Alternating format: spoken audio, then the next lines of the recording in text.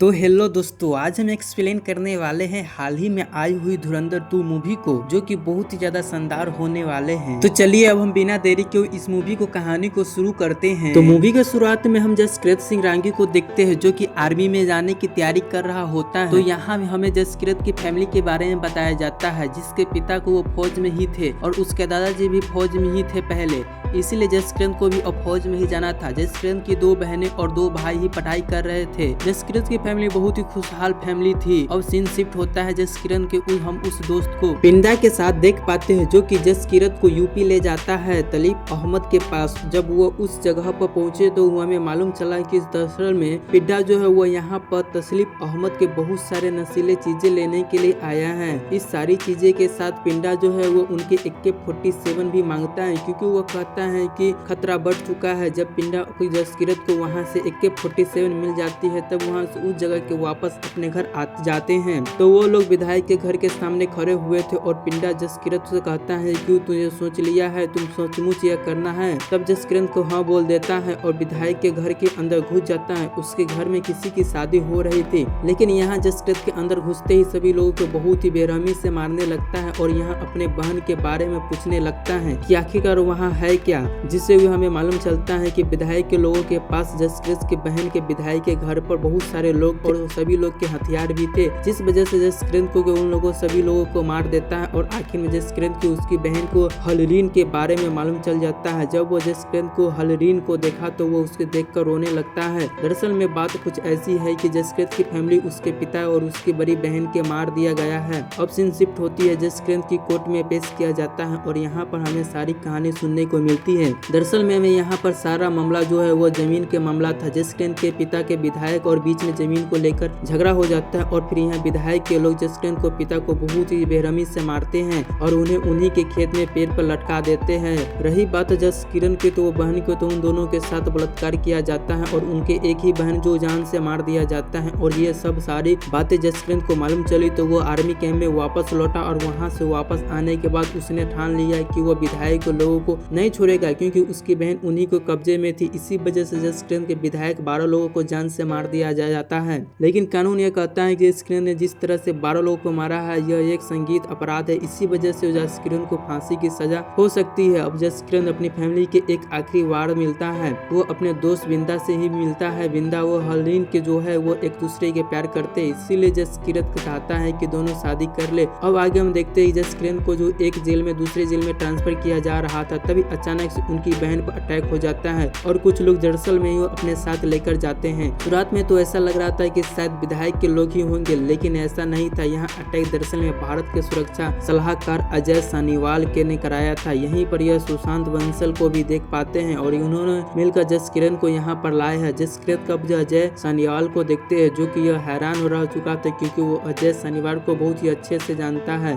और अजय सानीवाल को जसकीरत के बारे में सब कुछ मालूम है कि वो आर्मी में जाना चाहता है। अजय सानीवाल सर कहते हैं कि मुझे पता है तुम्हें फांसी की सजा हुई है, लेकिन मैं तुम्हारी फांसी रोक पा सकता हूँ, लेकिन मैं फिर से जिंदगी तुम्हें दूंगा। वो फांसी में कम नहीं, लेकिन तुम एक देशभक्त कहलाओगे। संस्कृत कहता है कि मैं ऐसा कैसे करूँ, क्योंकि मेरी जिंदगी जो है वो पूरी तरह से तबाह हो चुकी है और मेरी फैमिली की जिंदगी भी उसे देश के लिए कुछ भी क्यों किसी देश के भी पूरी तरह से बर्बाद कर दिया गया है। अजय सर कहते हैं कि तुम्हारे साथ जो भी कुछ हुआ वो बहुत ही दुख की बात है। कुछ लोगों की वजह से हम देश को बुरा नहीं बोल सकते, और रही बात तुम्हारी, तो तुम देश के अभी भी काम आ सकते हो। रही बात तुम्हारी फैमिली को, तो तुम्हारी फैमिली को हर महीने कंसेशन मिलेगा, 36 साल तक उन्हें इतना महीना मिलेगा। अजय सर उससे कह देते हैं कि मैं अभी भी तुमसे एक बात करना चाहता हूँ कि मैं तुझे जिंदगी में तुझे देने चाहने वाला हूँ और वो फांसी कम से कम नहीं होगी, इसीलिए तुम सोच समझ कर फैसला करना। लेकिन यहाँ पर जसकीरत ने अपना मन बना लिया था कि अजय सर का साथ देने के लिए तैयार है। जिसके बाद जसकीरत को ये एक नई पहचान मिलती है और उसे अफगानिस्तान से पाकिस्तान भेज दिया जाता है और वह सब कहानी जो है वो प्रेजेंट में आ जाती है, जहाँ हम देखते हैं कि रहमान डकैत की मौत के बाद अब कोई रैली की हुकूमत करना चाहता है, जिसके बाद सबसे पहला नाम अरशद पप्पू का था, जो क्योंकि अरशद पप्पू सिर्फ और सिर्फ रहमान डकैत से ही डरता था। लेकिन अब उससे चले जाने के बाद अब यहाँ पर हुकूमत करना चाहता था, वहाँ पर पूरी रियाई को बता देता है कि यहाँ उनका अगला बादशाह जो है वो अरशद पप्पू है। दूसरी तरफ हम देखते हैं कि उज्जैन में कि जो कि बहुत सारे ज्यादा गुस्से लोग, क्योंकि उनके रहमान डकैत के चले जाने के बाद पूरी तरह से बौखला गया हुआ होता है। उससे मालूम है कि इन सारी चीजों के पीछे एसपी असलम का साथ है और वह चाहता है कि किसी भी हालत में एसपी असलम को मार डाले। लेकिन यहाँ पर हमजा के बताता है कि यहाँ पर काम एसपी असलम का नहीं है, यह काम एसपी असलम ने जरूरी किया है। लेकिन इन सब के पीछे अरशद पप्पू का हाथ है। असल में तुम्हें अपना गुस्सा निकालना ही है तो अरशद पप्पू के ऊपर निकालो, क्योंकि रिहाई के अगला बादशाह वही बनने वाला है। अब आगे हम देखते हैं कि हमजा और ओजर पूरी गैंग से मिलकर अरशद पप्पू पर अटैक कर देती है। अरशद पप्पू के हर एक ठिकाने के पूरी तरह से खत्म कर दिया जाता है, उसकी दुकानों को जला दिया जाता है और उसके जितने भी लोग थे उन सभी हमजा और उज्जैल के लोगों को मार डाला था। और रही बात अरशद पप्पू की, तो अरशद पप्पू को उज्जैल के सभी लोगों के सामने बहुत ही बुरी तरह से मारा था। उसकी गर्दन को निकाल कर लिया आया था और सभी को बताया था कि उनका अगला बादशाह जो है वो उज्जैल है। लेकिन जिस तरह से उज्जैल यहाँ पर अरशद पप्पू के सर को फुटबॉल खेल रहा था, यहाँ पर हमजा की उसकी वीडियो बना ली थी और उस वीडियो से हमजा के सारे मंत्रियों के पास भेज दी है, जिस वजह से उस प्रवेश की वह उज्जैल को गिरफ्तार करे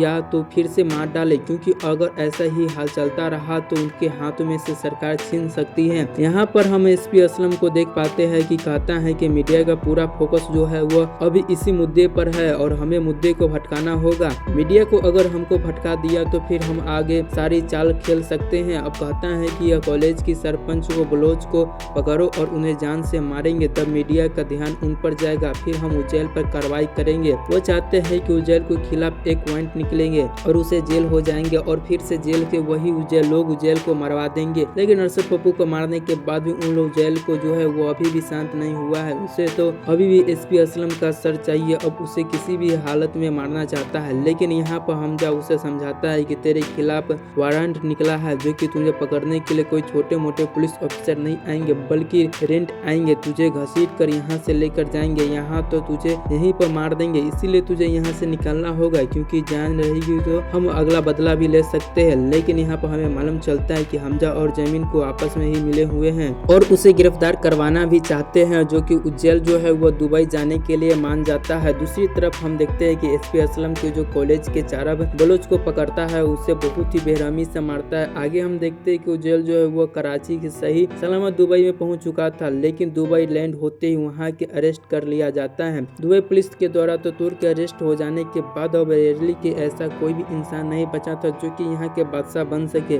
लेकिन एक इंसान है जो वो हमजा जमील को कहता है कि जिस पार्टी को अब न हो या एसपी पार्टी हो, अब हो डूबने वाली है और अब हम एमएमपी को सपोर्ट करेंगे। इसका मतलब है कि मुस्लिम मुठभेड़ पार्टी को और सिर्फ मैं सपोर्ट नहीं करूंगा बल्कि आप भी करोगे, क्योंकि अगर आपको पावर में रहना है तो आपको एमएमपी को सपोर्ट करना ही पड़ेगा। जमील उनका बात मान लेता है और एमएमपी को सपोर्ट करने लगता है, क्योंकि पाकिस्तान पर वही इंसान राज कर सकता है जिसका कराची पर कब्जा हो और वो पूरा कराची को लिया जा सके। तो इलेक्शन नजदीक थे और एमएमपी पार्टी बहुत ही मजबूत पार्टी बन चुकी थी, जिस वजह से ये इलेक्शन जो है वो एमएमपी पार्टी जीतती है और इसका क्रेडिट जो है वो हमजा और जमील को मिलता है, जिस वजह से अब वो यहाँ पर ही ज्यादा पावरफुल बन चुके थे। बादशाह बनने के बाद हमजा जो है वो सिर्फ बलोच के पास जाता है और वहाँ सिर्फ बलोच जो है वो हमजा को शेर बलोच की किताब देता है, जो किताब पहले रहमान डकैत को मिला था। अब कहानी पास्ट पावरफुल में आगे बढ़ती है, जहाँ पर हम हमजा को जो है वह पूरे लेरी पर कब्जा कर चुका था। यकीन यहाँ पर बहुत ही खुश था और अब हमजा और एलिना का बेटा भी है, उन्होंने एक नया घर भी लिया है जो कि बहुत ही बड़ा घर है, जिसके बाद हम देखते हैं कि मेजर इकबाल जब अपने घर पहुंचते हैं तो उसका पिता बिग ग्रो डियर जो है वो उससे बहुत ही चिल्लाते हैं और वो उससे बहुत ही गालियां देते हैं, क्योंकि उनका के हिसाब से मेजर इकबाल जो है वो कोई भी काम नहीं करी है।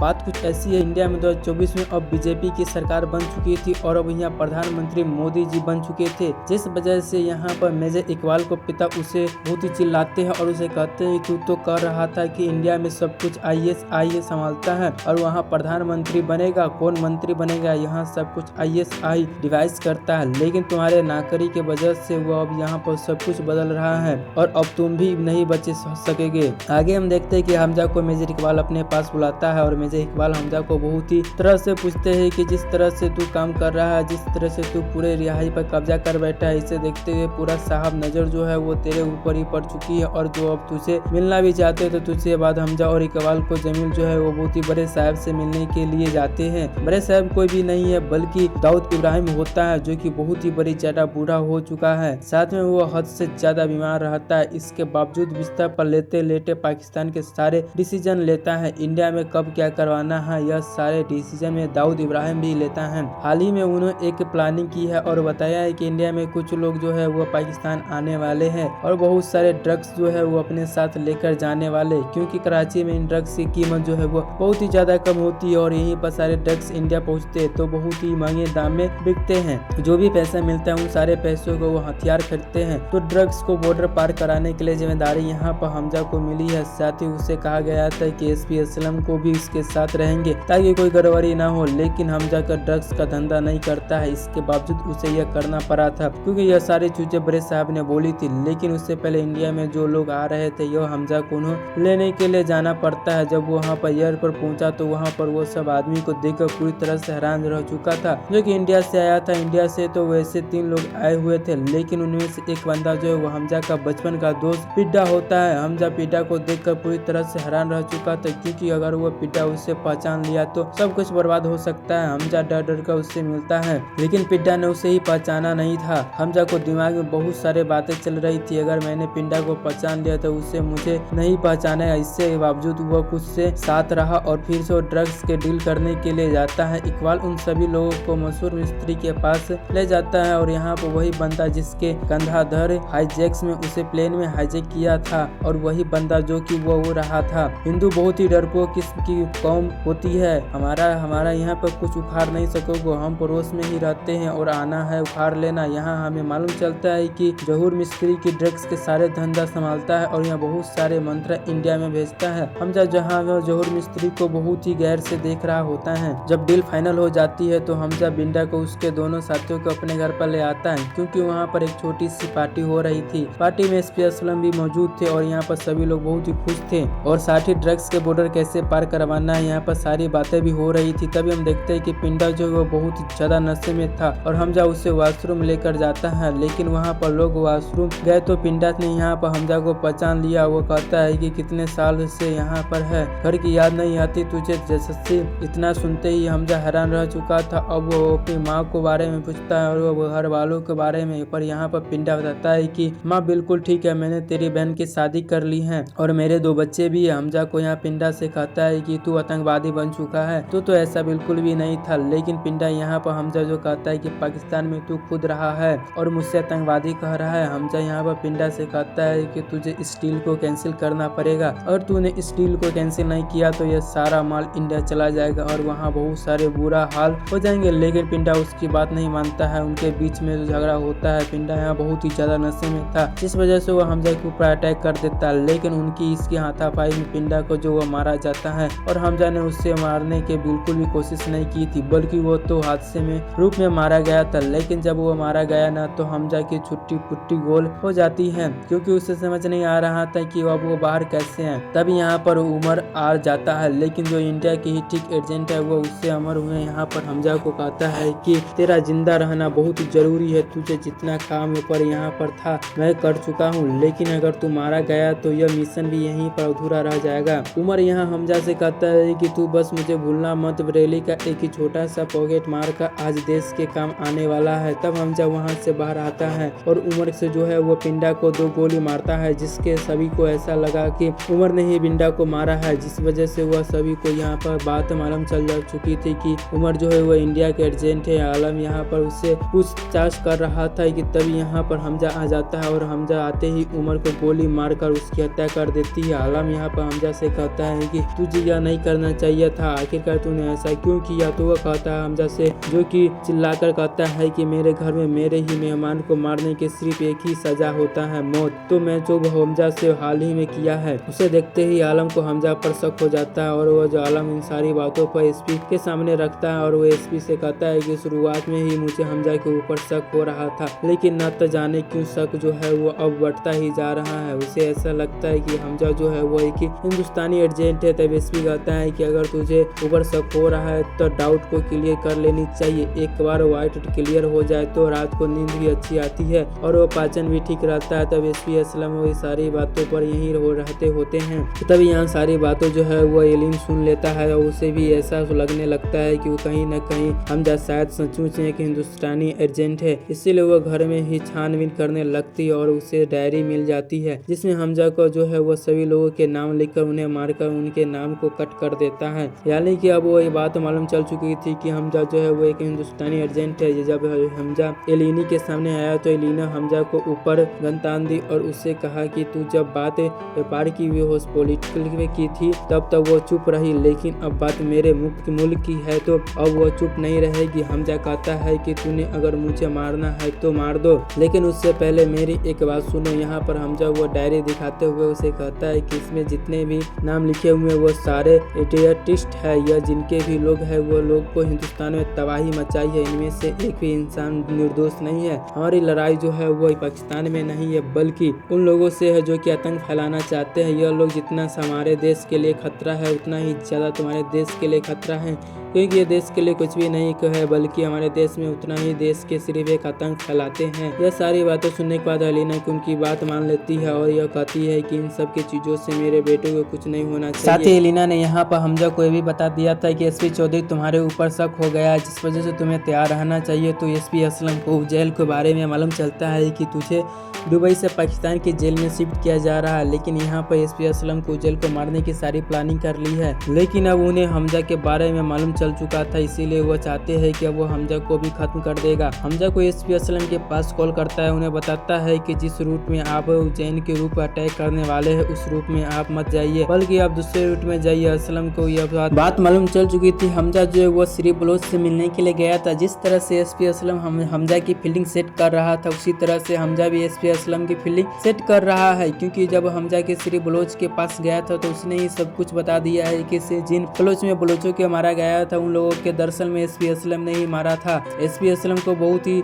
अच्छे से मालूम है कि जो रूट को हमजा ने बताया है अगर उस रूट में जो मैं गया तो हमजा को बहुत ही बुरी तरह से मरवा देंगे। तब एसपी असलम को जेल के पास उमर को भेजता है और यहाँ पर एसपी असलम खुद जो है वो हमजा के पास जाता है उसे मारने के लिए। यहाँ पर हम देखते हैं कि हमजा के पास जमील भी बैठा हुआ था और यह यहाँ सारी बातें सुन कर रहा था। यहाँ पर हमजा को और एसपी असलम के बीच में फोन पर बहुत सारे बातें हो रही थी। एसपी असलम कहता है कि जो चाल तू खेल रहा है ना उसमें से कामयाब नहीं हो पाएगा। एसपी असलम को यहाँ पर लग रहा था कि ये खतरा जो है उनके ही ऊपर है, जबकि ऐसा नहीं है क्योंकि असली खतरा तो एसपी असलम के ऊपर है और एसपी असलम की हो यही सारा प्लान किया गया था कि ना कि उजैल को मारने के बाद अचानक से एक बार जो है एसपी असलम की कार के टकराती है और यहाँ पर एक ही बहुत ही बड़ा ब्लास्ट होता है और यही ब्लास्ट में एसपी असलम जो है वो मारा जाता है और एसपी असलम की कहानी यहीं पर समाप्त हो जाती है। आगे हम देखते हैं कि उमर उजैल को मार दे तो नहीं पाया, लेकिन उसे जेल हो जाती है और उसे आजीवन कारावास की सजा मिली थी। यहाँ पर उजैल से मिलने के लिए हमजा जाता है और कहता है कि तुझे किसी भी चीज की जरूरत पड़े तो मुझे बताना। अब धीरे धीरे करके हमजा के सारे रास्ते में जो है वो क्लियर होते जा रहे थे। एसपी असलम की मौत के बाद गवर्नमेंट गुस्से में तो है, लेकिन उसे यह बात नहीं पता है कि एसपी असलम को जो मारा है किसने। जिसके बाद हम देखते हैं कि हमजा को यहाँ पर दुबई जाने के लिए रेडी हो जाता है। जब वो दुबई पहुंचने जाता है तो उसकी मुलाकात होती है अजय सनीवाल और सुशांत बंसल से। हमजा यहाँ पर उन्हें सारी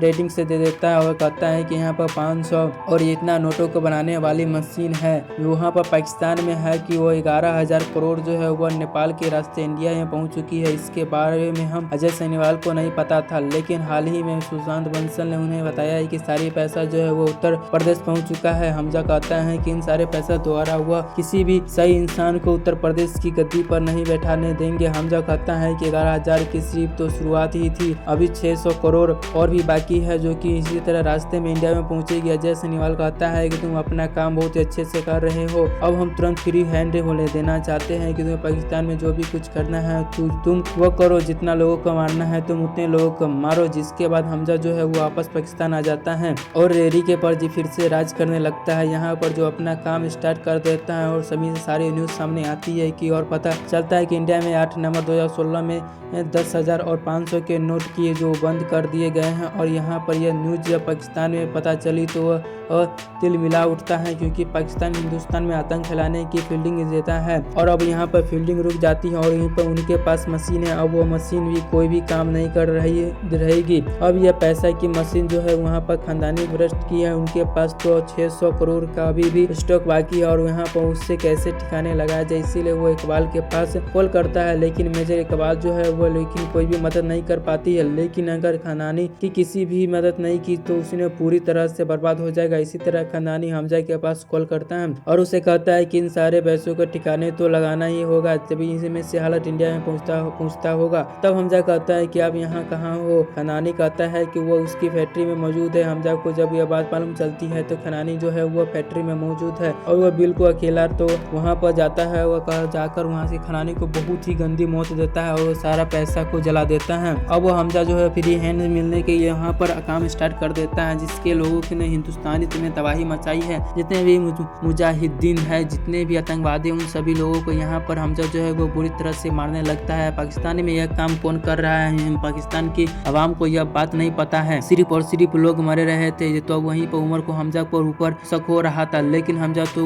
भी नहीं मानता था कि वो अभी भी बहुत सारे लोगों को मारता है। और वो आखिर में हमजा को जो है वो बहुत ही मिस्ट्री तक पहुंच जाता है। हमजा को इंसान के आसान मौत नहीं देगा, वो तरपा कर मारता चाहता है, क्योंकि वह पर इंसान जिसके कंधा भर हाईजैक में अजय सानीवाल को कहा था कि हिंदू बहुत ही डरपोक कौम है और अगर कुछ भी उखाड़ सको तो हम पड़ोस में ही रहते हैं। जबकि अजय सानीवाल को ने सारे लोगों को कहा था कि तुम कुछ भी नहीं होंगे हिंदुस्तानी। सरकार ने आसानी से यहाँ पर निकाल देगी, लेकिन अजय सानीवाल को यहाँ पर भारत की माता की जय कहने लगता है, लेकिन किसी के मुंह के डर के कारण आवाज नहीं निकलती थी।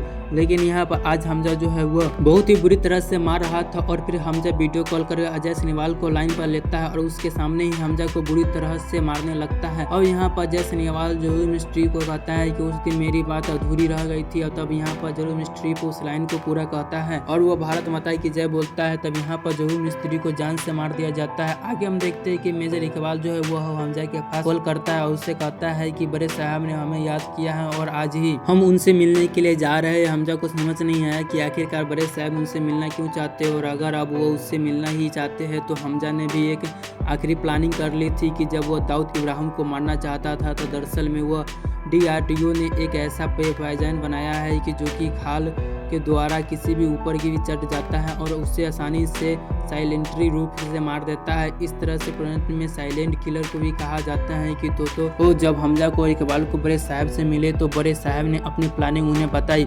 बड़े साहब ने कहा कि हमारे साथ से सब कुछ निकालना जा रहा है, इसीलिए अब वो कुछ बड़ा करने की इस बारी है। वह कहते हैं कि लक्सर ताइबा से मुझे 40-50 लोग ऐसा चाहिए जो कि हिंदुस्तान में तबाही मचा सके, क्योंकि जब 4 लोग 5 लोग इतने तबाही मचा सकते हैं तो सोचो 40-50 लोग कितनी तबाही मचाएंगे। और इन सभी लोगों के हथियार देने काम जो है वो हमजा को मिला था। यहाँ पर हमजा मिलाकर बड़े साहब को मारना चाहता था, लेकिन वो इस काम में नाकाम रहा। जिसके बाद हमजा जो है वो एलिना से मिलता है। एलिना ने वो कहता है कि कल मैं बहुत ही बड़ा करने वाला हूँ, शायद कल के बाद से हम कभी ना मिल पाए, इसीलिए हमजा को उससे कहता है कि तुझे देश छोड़ना होगा। और यहाँ पर हमजा की उससे टिकनेस भी कर देती थी। तो मेजर इकबाल जो है वो लश्कर ताइबा के लोगों को मिलता है तो उन लोगों के बात करता है जो कि उन्हें सारा मिशन समझा देता है, उन्हें इंडिया में जाकर क्या क्या करना है। उसे यहाँ पर 40-50 लोगों को रिएक्ट करता है और उनसे कहता है कि पूरे हिंदुस्तान को इस बार में हमें भूंज कर रखना है। जब यहाँ पर हमजा का घर से निकला तो तभी हमजा के घर पर उमर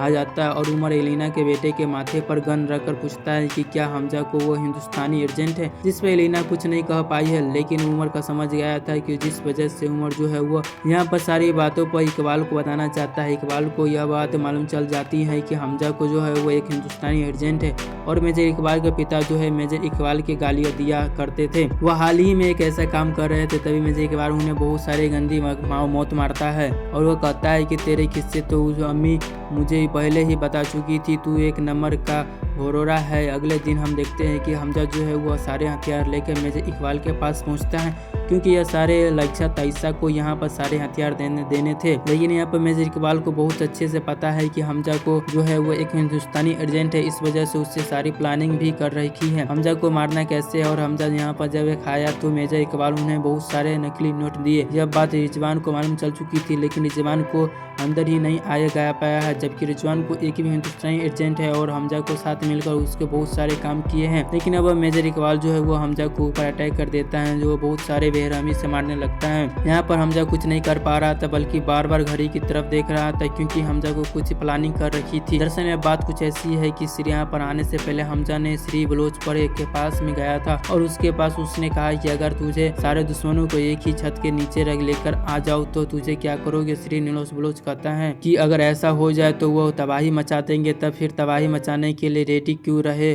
क्योंकि तुझे की मौका देने जा रहे हूँ। तो यहाँ पर इकबाल हमजा को मार तो रहा था, तभी हमजा को कहता है कि अगर तुम्हें पटाखे खत्म हो जाए तो धमकाना शुरू में। तभी यहाँ पर एक ऐसा धमाका होता है जिस तरह से उनकी सारी ही बिल्डिंग जो है वो तबाह हो जाती है। यहाँ पर बहुत सारे धमाका हुआ था, क्योंकि जो यहाँ पर हथियार हमजा को लेकर आया था उस सभी को टाइम बम लगा हुए थे। लेकिन इकबाल को तभी यहाँ पर सारे लोग तो पहुंचे हुए थे, लेकिन यहाँ पर हमजा जो है इकबाल को उसके साथियों में लड़ रहा था। उनके बीच में जबरदस्त फाइट होती है, दोनों में से एक दूसरे के ऊपर हावी में हो रहे थे। तभी यहाँ पर इकबाल जो है वो भाग निकलता है, तो हमजा भी इकबाल के सारे टुकड़े में से लड़ाई करने लगता है। तो बलोच आर्मी जो है वहाँ पर उसका साथ दे रही थी। अब हमजा को मालूम चल जाता है कि इकबाल किस तरफ से भागा है। तब यहाँ पर हमजा जो है वो इकबाल को पीछा करने लगता है, तो वो दोनों बीच में बहुत सारे चीज सीन होते हैं, दोनों के बीच में बहुत सारे फाइट होती है। लेकिन आखिरकार दोनों एक दूसरे के सामने आ ही गए थे। यहाँ पर इकबाल ने हमजा को बहुत ही बुरी तरह से पीटा था हमजा, लेकिन हमजा के अंदर बहुत सारे सहनशीलता है। फिर आखिर में हमजा जो है वो मेजर इकबाल से बहुत ही गंदी मौत मारता है, उसके दोनों में से पैरों के काट देता है और उसे फ्लू के टैंकर पर पटक कर उससे आगे लगा देता है। सबको खत्म करने के बाद यहाँ पर हमजा को बहुत ही पसीने के पास कॉल करता है और वो कहता है कि मैं तुमसे एक आखिरी बार मेरा नाम सुनना चाहता है, और उससे कहता है सिलाना के नाम भी बताना चाहता है। तो वो अपना असली नाम बताता है, जस किरण उसे कहा जाता है। और उसे आखिर में पाकिस्तान आर्मी हमजा को पकड़ लेती है और उसे बड़ी बुरी मौत तरह से मारने लगता है। लेकिन फिर जो हमजा उससे कुछ भी नहीं कर पा रहा था। लेकिन तब यह जाजिया सानियावाल को मालूम चली, तो वह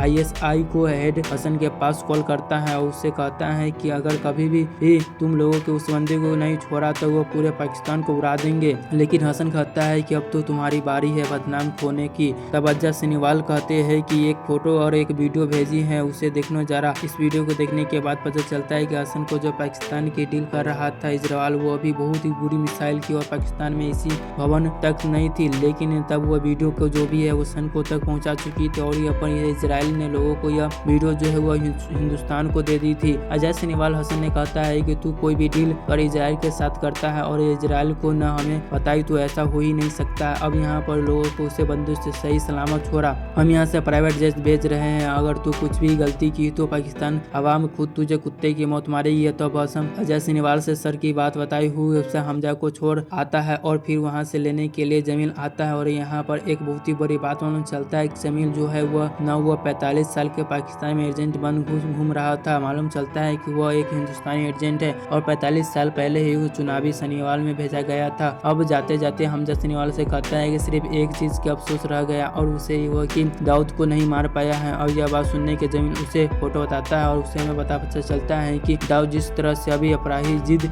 बना घूम रहा है न उसकी हालत के पीछे जिम्मेदार जो है वह जमील है, क्योंकि उसे DRDO का वो साइलेंट किलर पेमेंट्स जो है वो जमील को उसे पहले ही दे दिया था। इस वजह से वो दाऊद अपाहिज हो गया है। जमील कहता है कि तरपा का मरने में जो मजा है वो न वो एक बार में मरने में नहीं है। जिसके बाद हम देखते हैं कि हमजा जो है वॉइस इंडिया आ जाता है। इसके आकर वो अजय सानियावाल को वसंजल से मिलता है और यहाँ पर हमजा जो है वो उन्हें सारी चीजें बताता है जो कि उससे हाल ही में कर आया है। उसके बाद हमजा को नहीं जस किरण को जो है वो पंजाब जाता है, उसके पिंड जाता है, उसके घर के जाता है, अपने फैमिली वालों से देखता है। लेकिन वो उनसे मिलता नहीं है क्योंकि उसे पता है कि अगर वो एक बार फैमिली वालों से मिल लिया तो वो उसे वापस नहीं आ पाएगा। इसीलिए उन्हें देखकर वापस आ जाता है। और वहाँ पर हमें बताया जाता है कि वहाँ किस तरह से जस किरण ने पाकिस्तान में जाने की ट्रेनिंग की थी। 2 साल तक वह बंसल में अंडर में ट्रेनिंग करता रहा और वो बहुत ज्यादा मजबूत होता रहा यहाँ। तो दोस्तों यही है धुरंधर 2 की पूरी कहानी, जो कि एक हमारे देश को भारत की बहुत ही ज्यादा गर्व की बात है कि जसकिरण सिंह जैसा लोगों की हमारे देश में बहुत ही ज्यादा जरूरत है। तो दोस्तों आपको यह वीडियो कैसा लगा आप हमें कमेंट करके जरूर बता दीजिएगा। और हाँ, इस चैनल को सब्सक्राइब करना नहीं भूलेगा। इस चैनल पर नए ऐसा ही एक्सप्लेनेशन आते ही रहेंगे।